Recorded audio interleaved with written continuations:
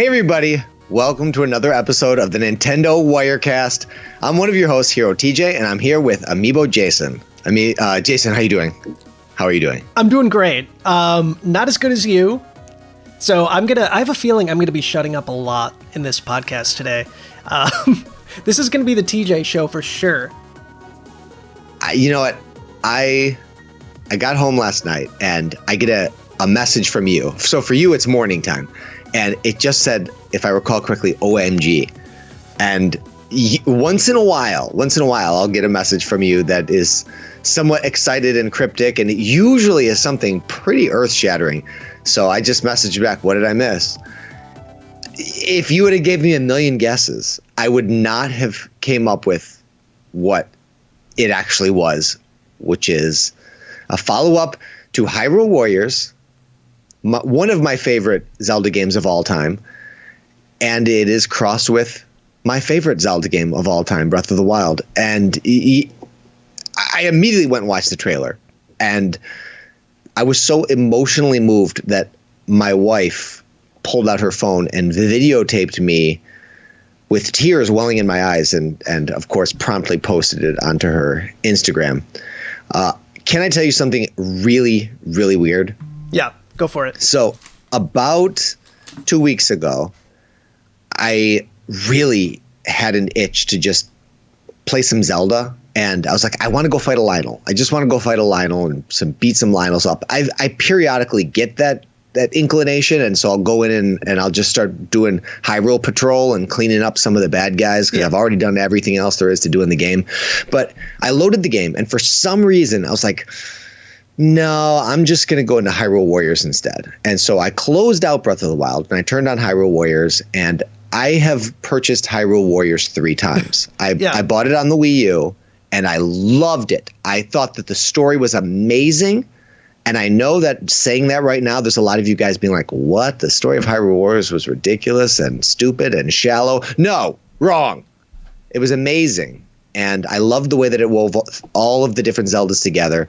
And there are things about the game that certainly reach into the absurd, but there is no game that is more lovingly crafted than Hyrule Warriors. And I loved it so much that I thought I would like to enjoy it portably. So I bought it when it came out for the 3DS. I had already invested tons of time into it. Of course, I did the story campaign and tons of the adventure maps. Yep. The content in this game, I can't think of a game that has more content. When you consider the DLC, just going through the adventure maps alone, it's a 1,000-hour adventure if you want to do everything. And so I got pretty deep into it in the Wii U, but then I kind of abandoned it when I got the 3DS version because it was more complete. Yeah. And so I played all the way through that one, and I did a bunch of the adventure maps. Then when Definitive Edition got announced for Switch, usually when there's a game that's pretty much a port of a game that I've already played quite thoroughly, I hem and haw whether or not it's adding enough for me to want to play again. But I did not hem and haw this time. I downloaded Definitive Edition immediately, and I started pouring into that game. But because I played so much of the other ones, I would say my cumulative time is incalculable in Hyrule Warriors. And so I had not yet unlocked the full power of the Master Sword. For those of you guys who are not aware, in Hyrule Warriors, you can unlock the Master Sword, which is a fairly powerful weapon in the game. But to really unlock it, you kind of have to do something similar to what you have to do in Breath of the Wild, where you have new levels to unlock, and the first level means you have to collect the weapon for every other character in the game, and that takes some time because they're scattered throughout the adventure maps. So You can't exactly just go in and power through. It takes a lot of time to do it because you have to build the characters up to the point where they're powerful enough to beat the more difficult maps. And I finally did it early this week, and I've been staying up all night, all week, playing Hyrule Warriors for some reason. And then 3 days ago, I was kind of dozing on the couch while I was playing. And I had a dream that I was fighting a Lionel in Hyrule Warriors and that I could play as the champions. And then when you messaged me and I watched this thing, it was like something that I wanted so bad. Yeah. I wanted to be real so bad that I designed it in my heart. And then Nintendo took that, like they pulled it straight out of my soul. They took the exact game that I wanted and they brought it into being. So I can say unequivocally, with absolute certainty, that in my 30 plus years as a gamer, there has never been a game I have been more excited about than Hyrule Warriors Age of Calamity. And there's a lot to unpack with this. Obviously, besides the trailer, we got this really great opening from Nintendo. Eiji Onuma was front and center, kind of explaining what to expect from this game. The original Hyrule Warriors took a lot of liberties with the Zelda timeline. It took a lot of liberties with the characters. It was fun. I don't know if I would call it a canonical chapter of the Zelda series. It definitely played fast and loose, but I think that this does solidify it as a canonical game. Oh, this. So you think that this? I think this game legitimizes this game. Yeah. Now, I tweeted a couple years ago how everyone was for some reason really obsessed about where Breath of the Wild landed in the timeline, and I don't really care about that. We all know that Nintendo doesn't plan necessarily where these games are in specific. They don't really care how they coordinate. They play fast and loose themselves. They've even moved Link's Awakening in the timeline, yeah. I think, between the encyclopedia and the other book. So we know that the timeline is not Nintendo's forethought. It's an afterthought. But it was so obvious to me from the beginning because Zelda says some line to Link like, whether in the skies or the twilight or over the seas. So she's clearly referencing Skyward Sword, Wind Waker, and Twilight Princess. Yeah. And we also know that it comes pretty late in the Zelda timeline, but it was like this is the convergence of all timelines. And the game that is the convergence of all timelines is Hyrule Warriors, where in that is the only Hyrule Warriors, that is the only Zelda game where all of the timelines are funneled into one. So it really is the unifying timeline. And even though those events of those games did not necessarily happen in that timeline, certainly they would be made aware of those things because they actually interacted with the characters from those timelines. So I think that puts Breath of the Wild squarely after Hyrule Warriors. And that puts this game as a sequel to Hyrule Warriors and as a prequel to Breath of the Wild, which is breath of fresh air. I'm still pretty hardcore in the camp that the original Hyrule Warriors was not canonical. And I say that specifically based on the video saying that unlike the first game, Nintendo and the Zelda team were in constant communication with Koei Tecmo to create this game, which led me to believe that Nintendo was kind of like more open with Koei Tecmo to do whatever they wanted with Hyrule Warriors, because it was kind of outrageous in so many ways. Yeah, but a testament to what an amazing job they did that Mr. Aonuma his head would go here, where he would be like, hey, what they did with that Hyrule Warriors game was so good. Yeah. That could actually be a legit installment in the Breath of the Wild trilogy. For sure. And my hope for this game, before we get too far into this, my hope for this game is that they play it very straight from a story perspective. Like no time warps, no characters jumping out of a portal to help. I want this to be a straight Warriors-styled prequel to Legend of Zelda Breath of the Wild. And based on everything we're seeing, it looks like that's the case. But either way, I'm excited for this game. I am beyond excited for this game. Yeah. The box art, like the key art for this game is stunning. Just absolutely gorgeous. It looks just like the artwork from Breath of the Wild, with the like beautiful, vibrant, saturated paintings that we got all throughout the promotional period of Breath of the Wild, and then subsequently the DLC. Yeah. And this game is very much what I was hoping for from the Champion's Ballad. I felt like the champions had so much effort put into them, and yet they were so tragically underutilized in Breath of the Wild. Yeah. And then even the Champions Ballad, which centered around them, it fleshed them out as characters, but it was so unfulfilling, unsatisfying. It left me wanting more. Yeah. And this is exactly that more that I wanted. There's going to be quite a lot of story elements in this game just based on what we've seen.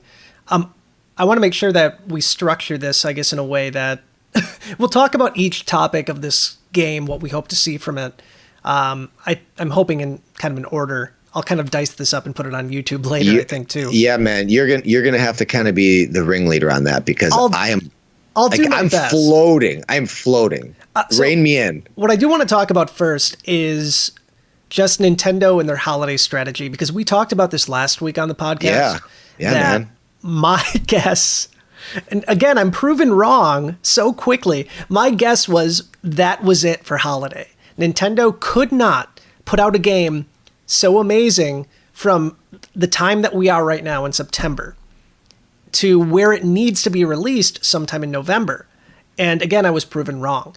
This is, and you can tell me if I'm wrong, with the exception of the Mario All-Stars pack, which was announced and then subsequently going to be released 3 weeks later.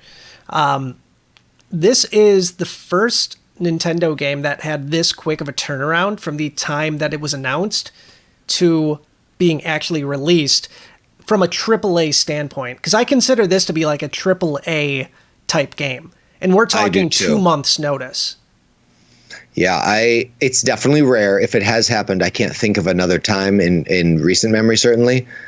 But like 3 weeks ago, or at least the last time not the last time we podcasted, but the time before, I remember really feeling like Nintendo had spent everything that they had, and that the only direction to go was back to the well, which meant a new Mario, a new Mario Kart, and a new Zelda. And then by the last podcast, we got Mario and Mario Kart. So when we were talking about it, I'm like, they definitely have to have a holiday title, and we need it to be a Zelda palette cleanse. So I didn't feel like Breath of the Wild 2 was ready. We did like float the idea of a Skyward Sword remake, which I mean, it didn't seem like it was big enough. It makes more sense for next year for the 35th. Yeah. I knew that they needed Zelda, but I never would have guessed that it would be this. Yeah. So oftentimes Nintendo creates these ideas, inspiration in fans, and I'll see, either I'll get my own ideas about what I want out of a game, or I'll see ideas that other people have, and I think, yeah, that's so right on the money. That would be an awesome game. And very seldom does Nintendo deliver so exactly according to like my hopes and dreams. Yeah. But this is just like a bullseye. This is a bullseye where they shot another arrow and split that arrow. It is, like I said, here's what's surprising for me. Nintendo typically lets announcements breathe for a bit.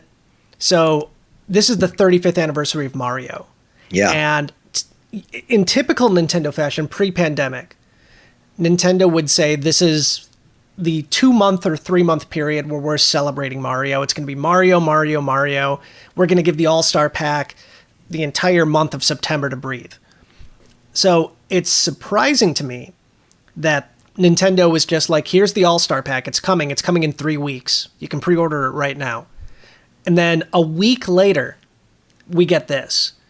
And again, this is not typical Nintendo. And granted, we're not in typical times either. Right. I do wonder if we would have had, let's say, a typical year, if all of the games that were revealed since June would have been an E3. Like, would they have said, and Shadow Drop of Paper Mario, and look at all these Mario things that are coming up, and here's a Pikmin remake, and we're going to close this year out with this amazing, unexpected Breath of the Wild prequel framed by Hyrule Warriors.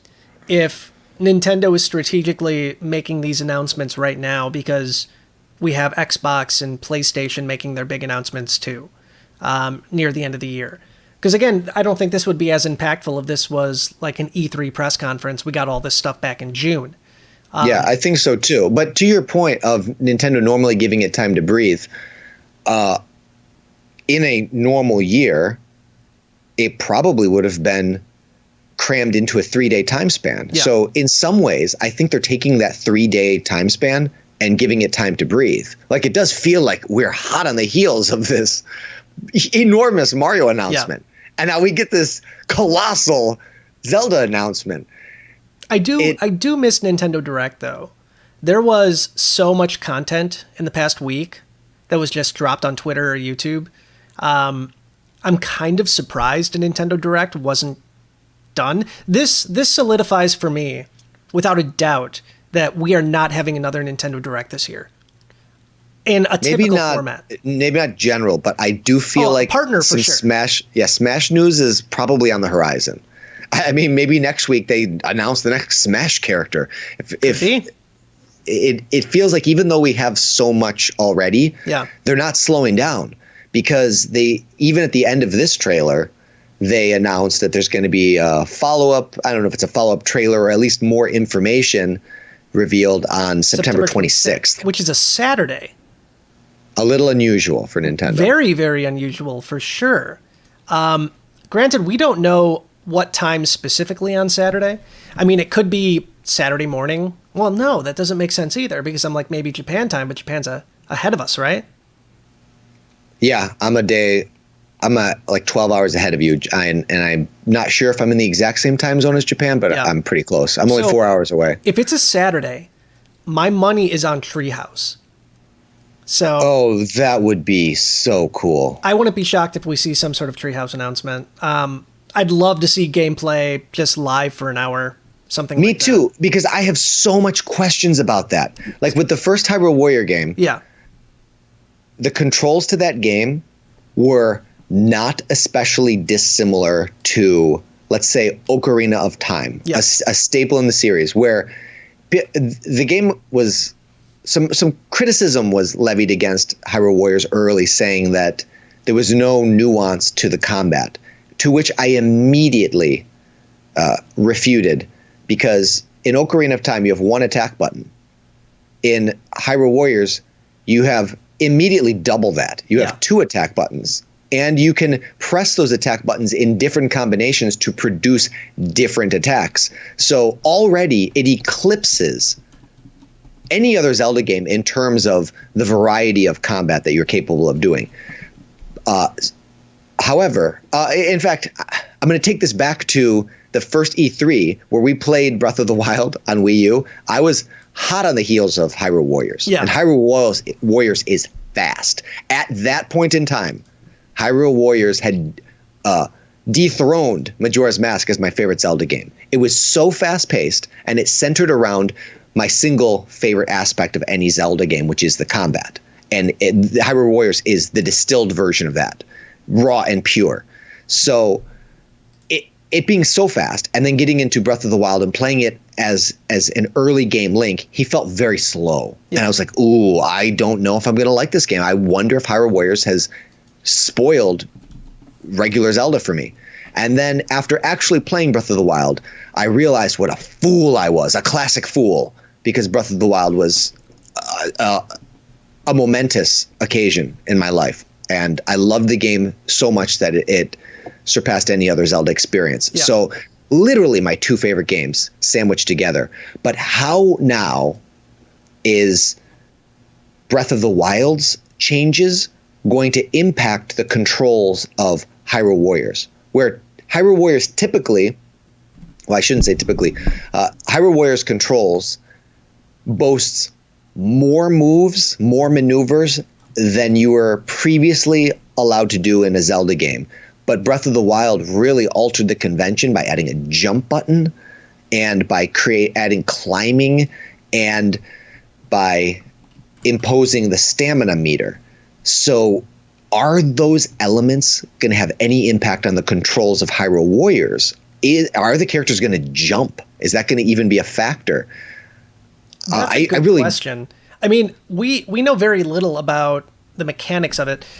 Nintendo Japan released one screenshot of the HUD that we have not seen in the US yet. Oh, I didn't see it. Hang on, I'll throw it on screen. Boom! All right.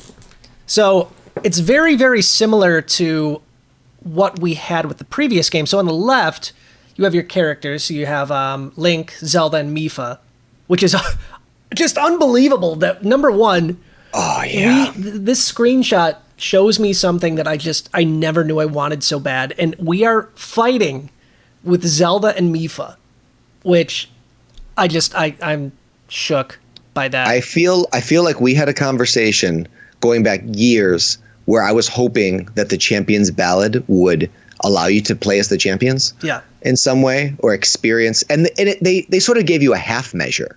Like they let you experience the moment where the champions died, but as Link, as a substitute for the champions. And in that memory, you triumph. So we sort of got to understand the circumstances that ultimately led to the champions' deaths, and then also were able to redeem them somehow, sort of, through those memories. Yeah. But that's not quite the same as playing as them and experiencing them. And this is playing as them in their prime, at their peak, at the most critical moment in the story. This is when the action happens. Yeah. So it is so much more than what it would have been to be able to play them in Breath of the Wild. And then me, it would be Zelda. For sure. So I still play Zelda with my daughter. We played tonight, actually. I rushed my daughter down from her break at homeschool today to see this trailer. And the first thing she said was, "You can play as Zelda?" My daughter, too. Oh, yes, you can. And this is something that, as a little girl, my daughter spends most of her time doing two things in Breath of the Wild. Number one, she pretends to be a mother to birds that live in Rudo Village. These 4 birds in Rudo Village. And the second thing she does is she dresses like not a Sheikah. The Gerudo. A Gerudo. And she hangs out with all the other Gerudos. Because that's where she likes to hang out. She likes to dress like a girl, and she likes to go in and talk to all the people there. She has spent an hour straight just talking to people doing that. And for me, as a guy gamer, it never really stood out to me how it's not totally inclusive like the Legend of Zelda series. And my daughter loves playing as Link. But given the option to play as a badass female character, she will. And she's really excited. And then I told her Urbosa was playable too, and she was like mind blown. Yeah. Like she's like, "Oh my God, Urbosa!" So for that reason alone, I'm incredibly excited. Granted, my daughter has never played the Warrior series before, so it's going to be a trickier kind of experience for her. She likes the exploration of The Legend of Zelda. She likes the idea of not being on a time limit, which this game is very much on a time limit. Sometimes. Like a lot of the levels do impose time challenges on you, but not always. So it'll be interesting to see. It's much more hectic compared to just like stroll around and make some parfaits or something. I don't think there's going to be any strolling around in this game. Yeah, but either way, the fact that we have these 3 characters to choose from just in this screenshot is awesome. Obviously, we have a magic meter, which makes sense. Zelda's using some form of magic, it looks like. Yeah. It almost I don't think we saw this in the trailer. This is stasis? Cryonis. This one's Cryonis right here. Okay. The making the ice blocks. So, I see the ice blocks around her, but what is the yellow thing in the middle? Maybe Magnesis. Yeah. She does use like stasis. She's swinging something around. Yeah, I don't. It kind of looks like there might be a magnetic connection between what she's holding and the object. We do see her use stasis on the Lionel in the trailer. Yeah. And then we also see Link at some point use the remote bombs. So I think it's safe to say that all of the runes that you can unlock in Breath of the Wild will be making an appearance. But one of the interesting things about that is in Hyrule Warriors, you can unlock like a handful of items, but those items are accessed across all characters. And in Breath of the Wild, only Link and Zelda can really use the runes from, and we don't even really know to what extent Zelda can use the runes. Yeah. It does seem like that's the angle that they're going at with Hyrule Warriors. In the screenshot, she has her own Sheikah Slate, which makes sense. And to my knowledge, there's only one Sheikah Slate in existence. So she might not be the only one. Right. So unless a character possessed the Sheikah Slate, I don't know that they would be able to perform those moves. Yeah. So I wonder if that means maybe more typical items will be available across all characters, or maybe they forego that feature altogether and there's another way to do that. I'm not sure. I'm curious. So Zelda's not carrying a sword at all, or a weapon, or a shield, mind you. Right. And she's not really a warrior in this game. Yeah. Even Sakurai, when he was making Smash Ultimate, said that he had originally considered updating Zelda to the Breath of the Wild version, but that she wasn't a warrior. She was more of a scholar, so it didn't seem like an appropriate match. And now she's in a game where warriors literally in the title, and they do have to find some way to make this scholar who hasn't even fully unlocked her powers. Yeah. But she is very tech savvy. It seems like the angle that they're going with her, and I think that makes a lot of sense. Yeah, I wouldn't be surprised if she's the only person that can utilize these techniques. In the trailer, I don't recall seeing Link or anybody else using these techniques. Well, he throws the remote bombs and breaks down a Bokoblin tower with them. Okay, so that takes that out. but maybe they, just like they impose certain characters upon you in different missions in Hyrule Warriors. Like, you have to play as. So yeah, maybe in some missions Link has the Sheikah Slate, maybe Zelda does. I didn't get the impression playing Breath of the Wild that Link ever used it. Yeah. Zelda was the one who kind of carried it around like a precious baby. And not to mention, she's even like, Link, this is a Sheikah Slate. Like, everything you do is on this. Like, she was explaining to Link at the beginning of the game what this is. Right. Granted, that was for the player more than for Link to understand what's happening. But I'm curious how close they're going to have to stick to that script. I think that they probably have a considerable amount of latitude for the purposes of just creating a fun game. The story is important, and I think we're going to get a lot of story here. But I think the experience trumps that, just like it does with all Nintendo games, where if they need to make a consideration or a compromise with continuity to improve the player experience, they will absolutely do that. And I'm fine with that. I just accept that as part of what it is to get that. I would rather they give me a game that is more fun than that they hold too rigidly to something that's been established in a previous game. Oh, I have a feeling that this is going to be a full-on prequel. Like, I think Nintendo wants to make sure, the fact that they're telling this story at all, this is the first time we're getting this level of detail about what happened in that war. Yeah. Which is the most interesting period of time in all of the Breath of the Wild era. The fact that it was only straight like from peace to war. Seriously, it was just teased at in the game. So we kind of missed out on the most climactic part of that entire story. And now we get to get thrown into the thick of it. Yeah. And that is just, it's almost so exciting, it's overwhelming for me. It's still bizarre to me that Nintendo is trusting a third party to take the reins on such an important story. And granted, I'm sure Nintendo is, again, along for the entire ride, making sure everything is where it needs to be. But again, it's still surprising. But I'm happy to see everything is pretty much laid out the way you would imagine. In the screenshot here, it looks like they're in Zora's domain. I think that makes sense why Mipha's there. In the background, I think that's Zora's domain, right? I don't know. It looks like you see that bridge back there? Then you see the dam in the back. It almost also kind of looks like the docks under Hyrule Castle. That could be Zora's domain. Oh yeah. I think you're right. Yeah, I'm going Zora's domain on this one. You're right. And then if you look at the shape of the map, that is Zora's. That is definitely Zora's domain. But again, everything looks like it's in the same place that you would imagine it should be. I am more excited for the story than I am for the gameplay.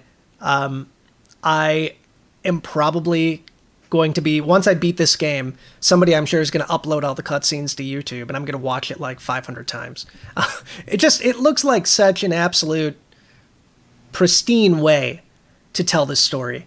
It so is. And I just want to fight a Lionel so bad. Give us some time to just wait for Breath of the Wild 2.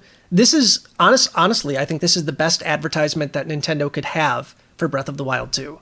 Jason, I didn't think I would ever be able to say this, but I actually don't even care about Breath of the Wild 2 anymore. I don't care how long it takes for them to release that game, because I see myself poring over this. I would not be surprised if I like this more than Breath of the Wild. Yeah. Because it's taking, I guess there's going to be a lot of, the things that I loved about Breath of the Wild are not the things that I loved about Hyrule Warriors. And so I'm curious to see how these two, what is the perfect marriage of those games? And I don't even really know, but I'm so excited to see how Link controls. I don't really have any problems bouncing back and forth between Breath of the Wild Link and Hyrule Warriors characters. So I doubt that this is really going to be much of an issue for me either. Every Link game controls differently, but yet similarly. But this particular one is taking a Zelda game that controlled somewhat conventionally, and then a Zelda game that completely broke convention. Yeah. And now they're going to try to merge those. So they are continuing with the Hyrule Warriors. Is it going to basically be the Breath of the Wild characters and story plugged into the Hyrule Warriors model? If that's what it is, I'm completely fine with that, because I love the way that those characters control. Or are they going to try to take some of those more unconventional aspects, like jumping and climbing, and try to find some way to infuse that into the way that the characters move in Hyrule Warriors? The climbing is an interesting question, if we would see climbing, because climbing is such a big part of the game. To the best of my knowledge, we haven't seen anything regarding climbing. So I think it's going to be the former, where it's going to be Breath of the Wild plugged into the Warriors kind of layout. I think there's going to be certain things that are going to be similar, kind of like a nod to the move sets and just the overall movements in Breath of the Wild. Yeah.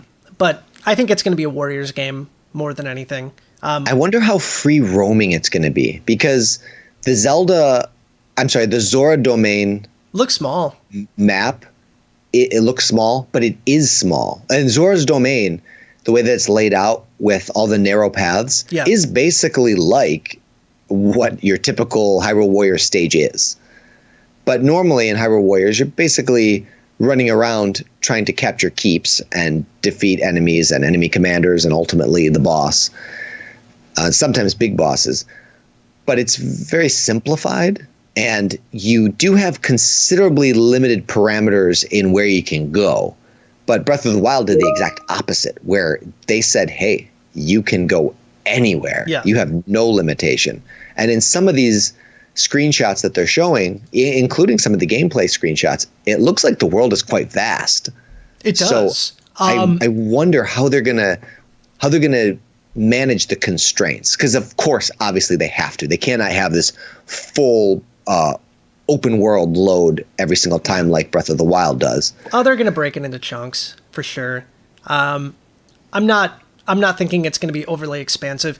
Most of the screenshots I've seen, like Urbosa, is taking place in the Gerudo Fortress area, which is already basically a Hyrule Warriors map. And the areas that I'm seeing in Hyrule Field look like they're separated in a way, like there's debris blocking you on one side, debris on the other side. I think it's going to be pretty much what we have come to expect from the Warriors franchise, which isn't a bad thing at all. No. But who knows? There might be certain areas that are bigger, especially once we get to what I'm assuming the final battle is going to be, where we're dealing with 100 guardians coming at you. Oh yeah, man. That's what I have a hard time understanding is how they're going to make me lose, because I'm so good at Hyrule Warriors, I could break the game. Yeah. Like I might change history when I play it. So the question here, and correct me, I don't know the answer to this, and you might. In Breath of the Wild, so before the fall of Hyrule, so 100 years before the game, was Ganon in his phantom form at that point? He obviously wasn't in beast form, but was he in the form that he took at the end of Breath of the Wild when you fought him the first time? I don't believe so. I think that he was in the pink malice form. So, and I'm curious if we're going to get a different form of him. Yeah, me in too. This game, and maybe could we see him as a human? I mean, Breath of the Wild 2 obviously starts off with Ganondorf's skeleton, right? Presumably, yeah. It's certainly all signs point to that. So I'd be really curious if this game is going to give us like our first look at a hydrated Ganondorf. Man, what if? Wouldn't that be great? Because we don't really know what circumstances exactly led to smoke malice form Ganon manifesting in that form. Like, well, he didn't start out like that, but we don't know at what juncture during this hostile takeover of Hyrule that occur. Yeah. And there are a lot of interesting story points that Breath of the Wild kind of threads together, but they do it in a very non-linear format. And it kind of depends on your own experience as a player. So I feel like it's probably far more likely that Hyrule Warriors is going to weave this together chronologically in more of a linear way, so that the story is not told in small, disparate pieces. Yeah. Because I got my memories in, like, Lord knows what order. So like the series of events didn't really fully make sense to me until I had unlocked all of the memories. And then I had to kind of go back and watch them so that I can somewhat sort of understand the sequence of events that took place to kind of explain what had happened prior to Link being put in the Shrine of Resurrection. So and those are just like random pieces. This seems like it's the meat and potatoes. It does. I do want to touch base with you quickly before we talk about Amiibo, because we obviously have to talk about Amiibo. There are two characters that we haven't seen before that were kind of shown off to a certain degree. Number one, I'm going to throw on the screen right now. When I first saw this, I thought Zelda was on a horse. Oh, I can see why you would. So it's quite obviously a third character, and presumably it's Impa. I think young Impa. Probably, yeah. It's the same hat that old Impa has, the same hair ties, the same white hair. So presumably we're going to be able to fight as a young Impa in this game. I absolutely think we will. Which is extraordinarily amazing to me. Yes, me too. So that I'm extremely excited about. And then on the box art, let me see if I have a good picture of it here. Throw the box art on the screen. Boom! Are you talking about that little egg guardian? Yes. So he's important enough to be front and center. Yeah. In the middle of all of the heroes. I think he's probably a playable character. I can see that too. So to what degree, though, I'm not sure what he is. He obviously looks like a mini Guardian to a certain degree. Yeah. I wouldn't be surprised if the King of Hyrule is like, okay, Zelda, you can go and fight, but I'm taking this guy with you, or take this guy with you. He's going to protect you. He's your personal, like, guardian keeper, something like that. So it could be her bodyguard, even though she has 5 other bodyguards. But still, I'm curious to see to what capacity he's going to play in the game. I think he's probably, if I had to venture a guess, because the King of Hyrule seems to his passion for technology because she hasn't yet unlocked her Triforce abilities, which is her princessly responsibility, and that's kind of more where his headspace is. But I would suppose that this is a character of Zelda's own invention, where she was kind of taking some of the Sheikah technology and she made this is like her personal pet project. Interesting, yeah. And this one, because of, I don't know, maybe the particular way that she programmed it or she made it, it was not susceptible to Ganon's corruption, or maybe it just happened to not be with all of the other ones as the malice infected them and Ganon was able to take them over. But there was something unique about this particular one that allowed it to not go bad. Sure. Can we take just a minute to just gawk at this box art? If you're listening to this podcast on iTunes, you can't see this box art, but my God, this is probably my favorite Nintendo Switch box art to date. Yeah, man. It is epic in every capacity. So you have all 4 champions, Link, Zelda. In the background, you have a divine beast just hovering over everybody. And that's another thing we never touched on. What the heck are the divine beasts going to do in this game? Yeah. Because they're on your side. Yeah. And they're also, at some point, during this timeline, taken over. Yeah, they're going to turn on you. So we're going to probably see pre-Divine Beast before any of the champions are actually dubbed champions, before any of them even agree to pilot these divine beasts. Then we're going to see the period of time where they are the pilots of the divine beasts. I don't know to what extent that's going to play into gameplay. That I would have to imagine would be cutscenes, because I don't really see us moving these divine beasts in that way. And then we're also going to see the period of time where I have to presume the champions are meeting their end. Yeah. From the blights. That's going to be emotional, to say the least. Yeah. I wonder how hard Nintendo's going to hit us with it. Because this could seriously be quite impactful. I mean, at the end of the game, Zelda is locking away her only hope to save Hyrule. Her father's dead. She's presumably, she feels like she's going to die trying to stop this from happening. She lost 4 of her friends in the form of the champions. Yeah. Everything is falling down. About to lose Link. Even the final scene of the trailer, you have Zelda saying, "I have to stop you," and she's crying. I have to save everybody. Yeah, exactly. And this could be tough. I mean, there is not a happy ending to be found in this game.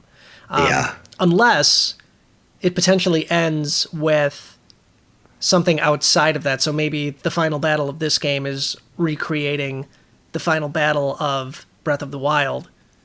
Well, there is a happy ending, but it's bittersweet because we already know exactly how this game ends, and that is Zelda triumphs over Ganon. She traps him, and it is with great sacrifice. And basically everyone perishes or nearly perishes in this effort, but Zelda does ultimately triumph. She manages to trap Ganon. She's the hero of this story, and she holds him imprisoned for 100 years. Is it crazy to think, though, that let's say the final battle kicks in and you're at that final point right before Breath of the Wild's going to start, 100 years before it's going to start, and they say 100 years later, and what if they recreate the final battle from Breath of the Wild in this game to kind of give you that closure to a certain degree? Would that be something you would even want to see?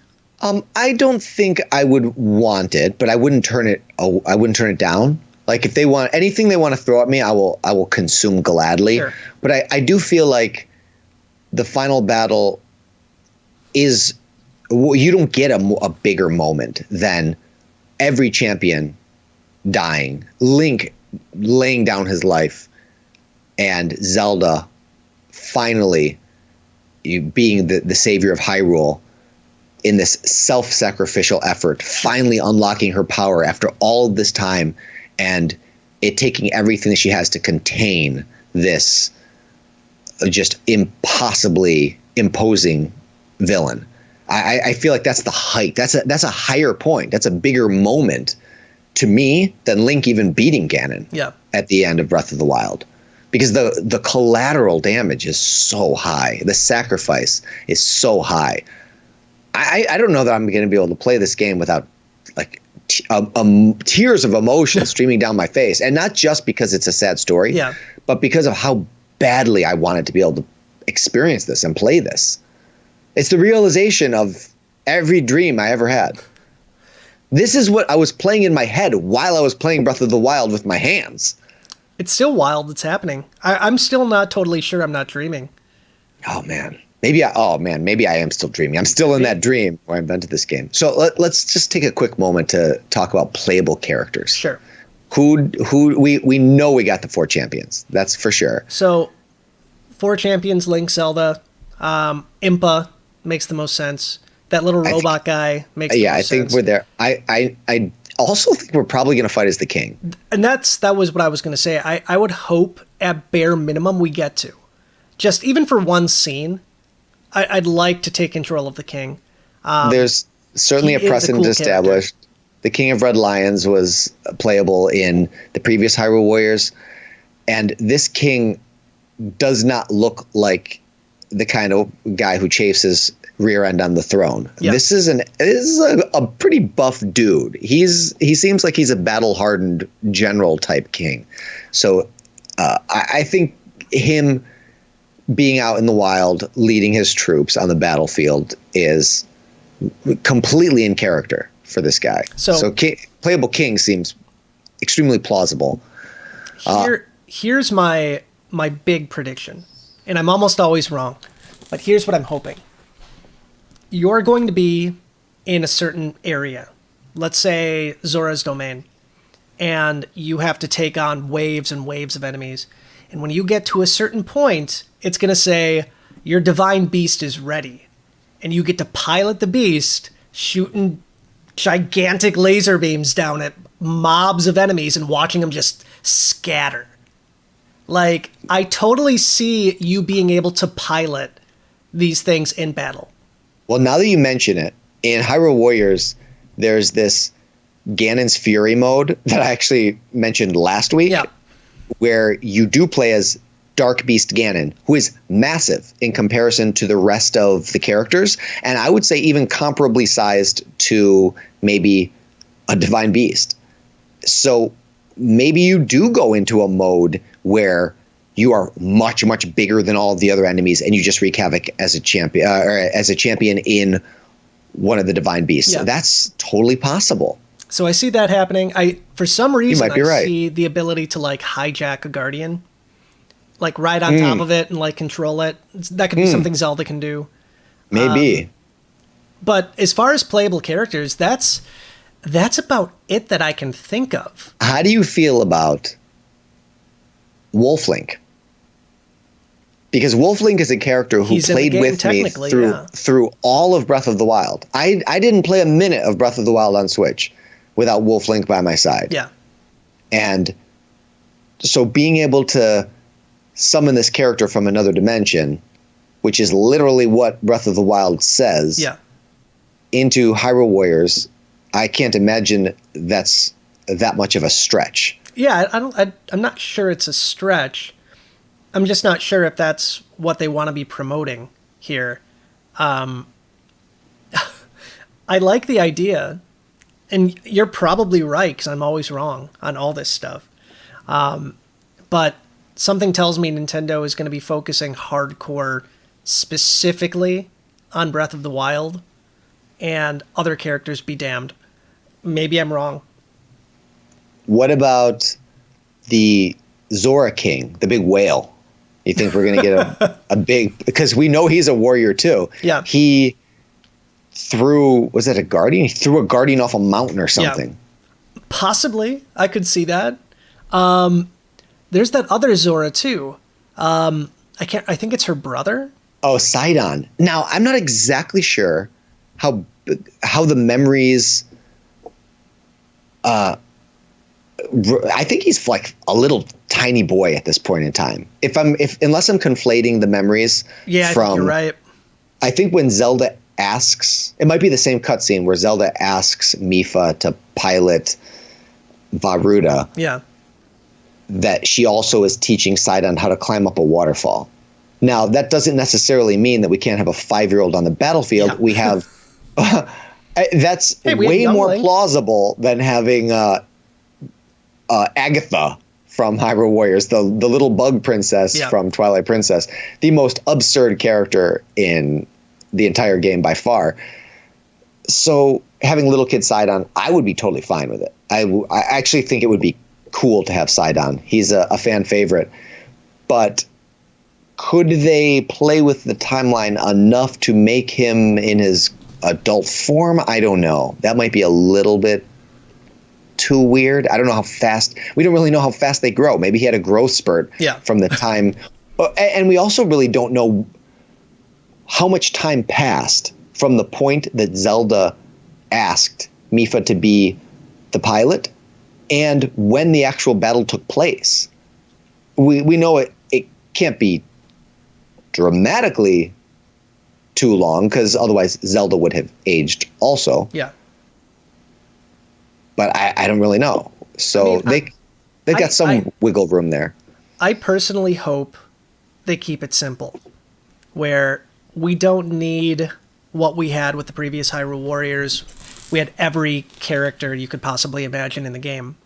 Yeah. I want it to be an easy to comprehend storyline that's not convoluted with unnecessary characters.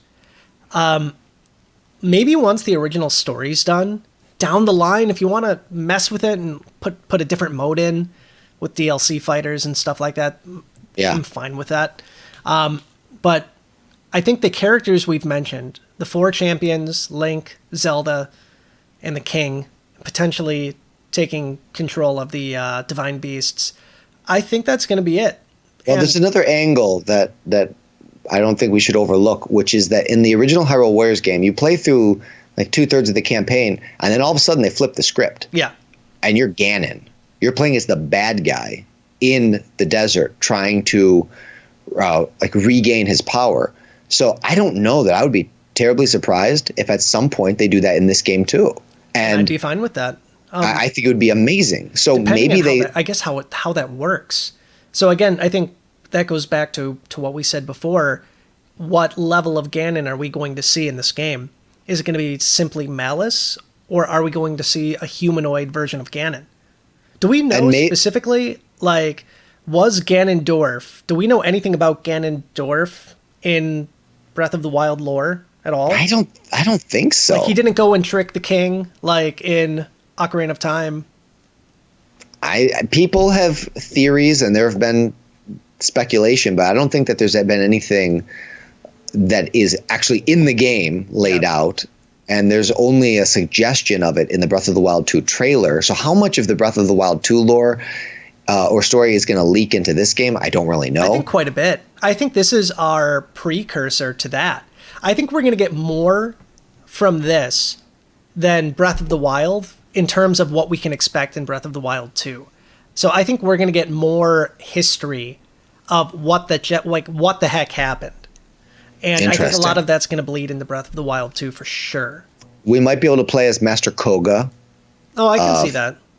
I don't know how old he is. I don't know if he's 100 years old. Maybe he's young and in his prime. Could be. I don't remember the name of this monk, but the monk that you face as your final challenge in the Trial of the Sword. Oh, yeah.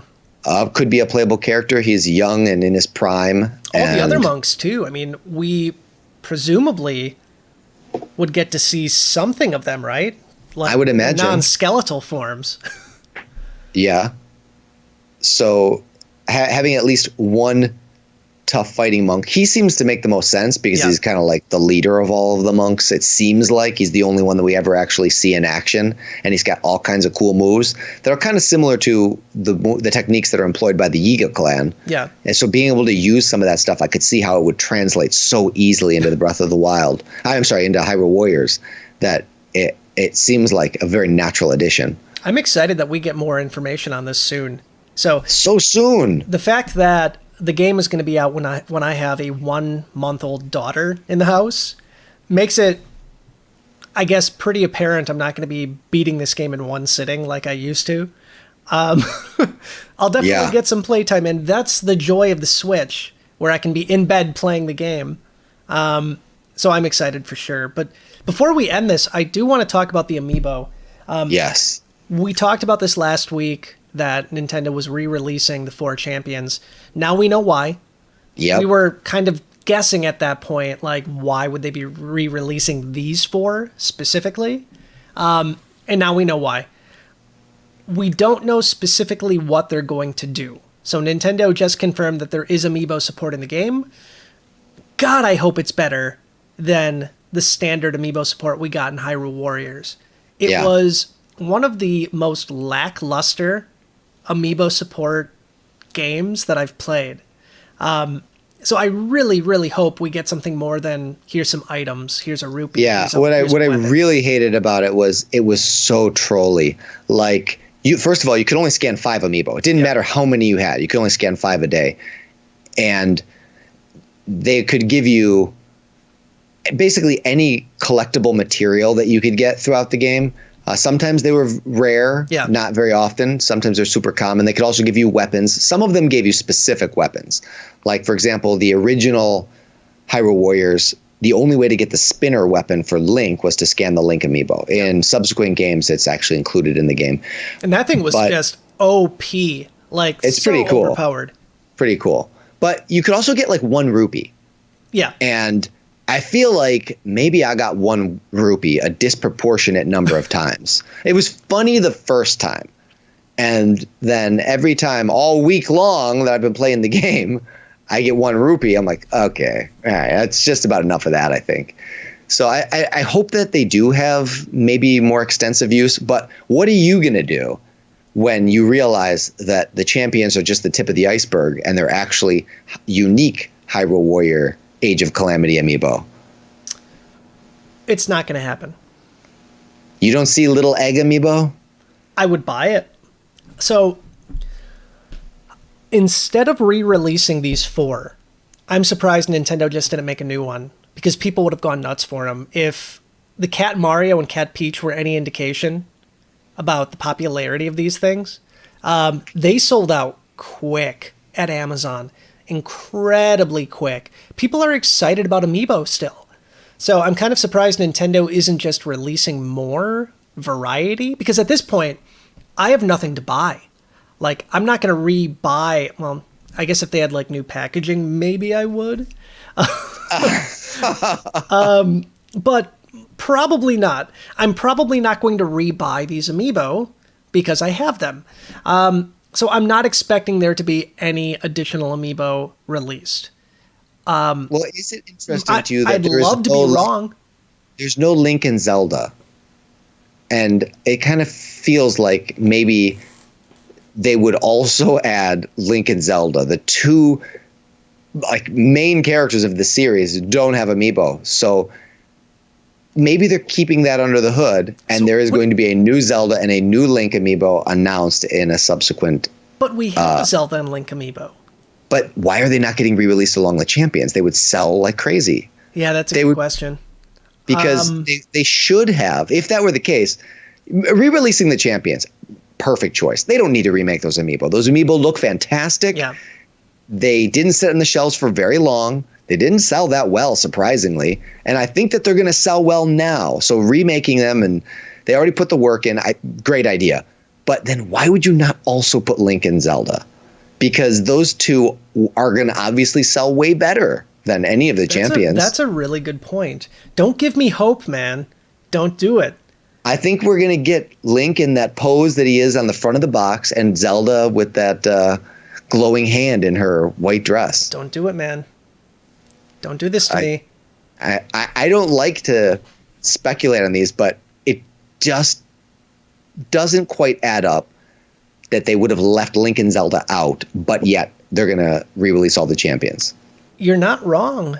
Let me double check the Nintendo CPSA website to make sure they haven't today.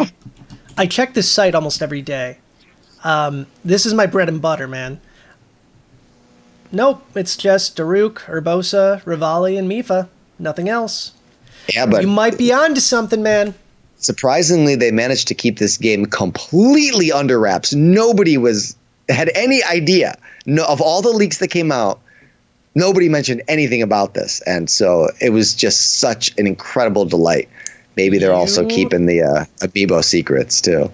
You got me super curious, my friend. You know, I'd love to keep talking. I got to get ready for bed here. Totally excuse me. I do want to thank you for coming on and giving me your expertise on this. Obviously, when I say coming on, you're always on this show. But all I really did was pour my heart out. This is going to be a topic we're going to be covering until this thing comes out. People are going to be sick of it. They're going to be sick of it, and they're going to be sick of me because I'm never going to shut up about this game for the next 5 years. But my friend, where can the good folks at home find you? You can find me on Twitter at Custom Conquest, where I'm going to be tweeting pretty much nothing but Hyrule Warriors Age of Calamity stuff. And you can find me on YouTube at, well, how do you say that? Nintendo Wire's YouTube channel. Yep. And then for me, you can find my personal Twitter account at Amiibo Jason. Otherwise, you can find me at NintendoWire.com for all your latest Nintendo news, at NinWire on Twitter, and of course on YouTube, where we have the Nintendo Wire tap airing about 2 or 3 times a week. YouTube.com/NintendoWire. We're doing pretty darn good lately. I'm pretty excited about the traffic we've been seeing over there. So if you like this podcast, check out the videos. We do lots of stuff. TJ has an entire backlog of amazing videos. Check them out. A whole series of Custom Conquest based on Zelda. So he does. Give that one a watch if you're interested in Zelda Amiibo. You're gonna have to make the cat Luigi Amiibo, right? I think you're right. I am. How can I not? And of course, Cat Toad. And I might as well do Cat Rosalina while I'm at it. Let's do it. I mean, there's already World of Nintendo figures, I think, for all of those, right? There is, but they're not quite as detailed, so I think I'd have to go about it another way. All right, Custom Conquest. Maybe it's coming back. Maybe it's not. Could be back. Who knows? All right, guys, until next time, stay wired in.